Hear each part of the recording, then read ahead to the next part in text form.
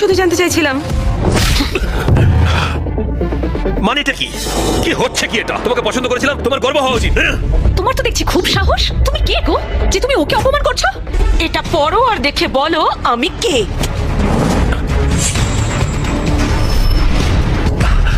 আপনি আপনি তো উহু গ্রুপের প্রেসিডেন্ট নিশা ম্যাডাম। আমি ঠিক আপনাকে চিনতে পারিনি। চুপ করো, নিজের জিনিস গুছিয়ে নিয়ে ওহো গ্রুপ থেকে বেরিয়ে যাও তাড়াতাড়ি। আমি এক কথা বারবার বলতে পছন্দ করি না।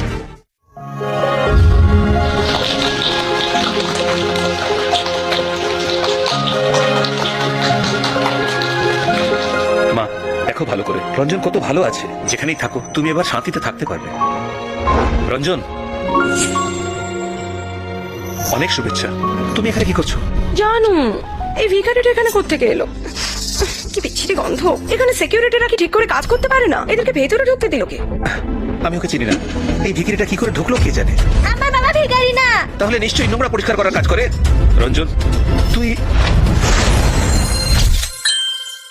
রঞ্জন তুই চন্দন, তোর লজ্জা করে না বুঝি? এই এম্পায়ার গ্র্যান্ড হোটেল আমাদের এই শহরের একমাত্র 7 স্টার হোটেল। চারিদিকে তাকিয়ে দেখ একবার, সবার একটা ভালো স্ট্যাটাস আছে যেখানে তুই নিজে কোনোদিন পৌঁছাতে পারবি না, বুঝলি? আর মিস্টার রঞ্জন এনাদের মধ্যে অন্যতম। আর তুই তুই একটা সিকিউরিটি গার্ড। রঞ্জন, আমরা দুজনে তো ভাই হই। চুপ করো। ছোটবেলা থেকেই তুমি সব সময় আমাকে ছোট করে এসেছো। এখন আমি প্রমাণ করে দিয়েছি আমি তোমার থেকে কত ভালো। আর তুমি নির্লজ্জের মতো এখানে খেতে চলে এসেছো। আমি ভাবছি ওই মৃত বুড়িটা এইসব দেখলে কি ভাবতো। আমি সব সময় তোকে সামলানোর চেষ্টা করেছি, আর সেটা না করলে তোকে বডিকে পাঠিয়ে দিত। চুপ করো। ওই বুড়িটার মতোই খালি বড় বড় কথা, গরিবের বাচ্চার খালি বড় বড় বাহানা, ফালতু নাটক করো না। হ্যাঁ রঞ্জন, মাকে এমন বলতে পারলি? তুই অসভ্যতামি না করলে মা কখনোই তোকে বার করে দিত না। মা কিন্তু তারপরেও তোকে খুঁজেছে, কিন্তু খুঁজে পাইনি। তুই নিখোঁজ ছিলিস। ওই বুড়ির যা হয়েছে বেশ হয়েছে।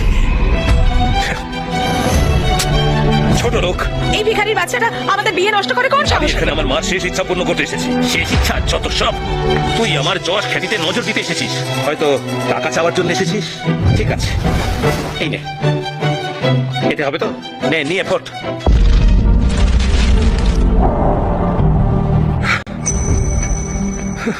মা মারা যাবার আগে তোর কথা সবসময় ভাবতো। মা ভেবেছিল তোর বিয়েটা হয়তো দেখে যেতে পারবে, তাই আজ আমি এখানে এসেছি। এটা তোর জন্য। এটা আমায় দে। ফ্রিতে খাওয়ার জন্য মৃত বুড়িটার নাম নিচ্ছিস? চন্দন, তোর লজ্জা করে না? ওই ছোট লোক, নিজেকে মিস্টার রঞ্জনের ভাই বলতে লজ্জা করে না? 200 টাকা মাত্র, 200 টাকা মাত্র। দেখুন সবাই, 100-র 2টো নোট। এত দামি জায়গায় ফ্রিতে খেতে চলে এসেছো। বুদ্ধি দেখো, আমাদের বিয়ের পার্টিতে তোমার থাকার কোনো প্রয়োজন নেই। সিকিউরিটি, সিকিউরিটি, এদের বাইরে বার করো এক্ষুনি। তুমি হয়তো জানো না, আমার নতুন মা ও কর্পোরেশনের সিইও।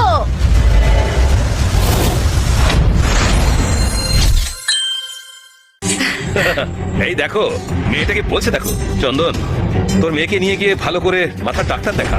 পুরো কর্পোরেশনের সিইও কে? নিশা ম্যাডাম। সিও ম্যাডাম যদি এর মা হয় তাহলে আমি এখানকার সব খাবার খেয়ে নেব। রঞ্জন ওই কোম্পানিতে কাজ করে। এই খবরটা সত্যি হলে রঞ্জন জানতো না, সেটা বিশ্বাস করতে পারো? চন্দন দেখ, এই গিফটগুলোতে যা যা আছে তার দাম লাখ টাকার বেশি হবে। তুই এই বিয়েতে এসেছিস যখন, তোর গিফটটা কোথায়? ওই 100-র নোট দুটো নিশ্চয়ই নয়। ঠিক বলেছে, দেখো। তুই ওই বুড়িটার মতোই হয়েছিস। মাথা ঠিক নেই তোদের, খালি আজে বাজে জিনিস মাথায় করে তোদের।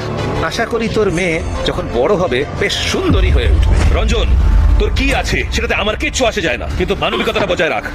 অমানুষ হোস না। কি ভেবেছিস কি আমাকে শেখাতে আসিস না? আজ এখানে এসেছিস কারণ উহু কর্পোরেশনের উঁচু পদে কাজ করি। তুই আমার যশ দেখতে এসেছিস, ফোকটে খেতে এসেছিলিস নাকি?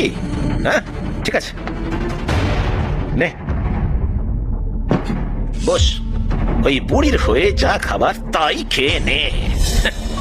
রঞ্জন, মাকে নিয়ে সব বলা বন্ধ কর। ওসব পুরনো কথা শোনাতে আসিস না। আমি এখন নাম করা ব্যক্তি, আর তুই একটা সিকিউরিটি গার্ড। তুই একটা ভালো ওয়েডিং গিফট নিয়ে আসতে পারিসনি। তোকে ভাই বলতে আমার লজ্জা লাগে। আমার পরিবারে তোর জন্য কোনো জায়গা নেই। এমনকি তুমি বলেছো ওহো কর্পোরেশনের নিশা রয় নাকি তোমার ওয়াইফ। তুমি যে মিথ্যে বলছো না সেটা প্রমাণ করার জন্য তোমার গিফটটা দেখাও সবাইকে। কোথায় তোমার গিফট? কই দেখি আমরা সবাই। দেখি আমাদের বিয়েতে তুমি কি ছাইবাস গিফট এনেছো আমাদের জন্য। দেখাও গিফটটা। তুই আগের মতোই রয়ে গেলি, কোনো উন্নতি হয়নি। তোর কপাল ভালো যে তোকে আমি খেতে দিচ্ছি। কি রে, খাবি না নাকি? তাহলে এক কাজ করি, রাস্তার কুকুরগুলোকে ডাকি খাবারগুলো খাওয়ার জন্য।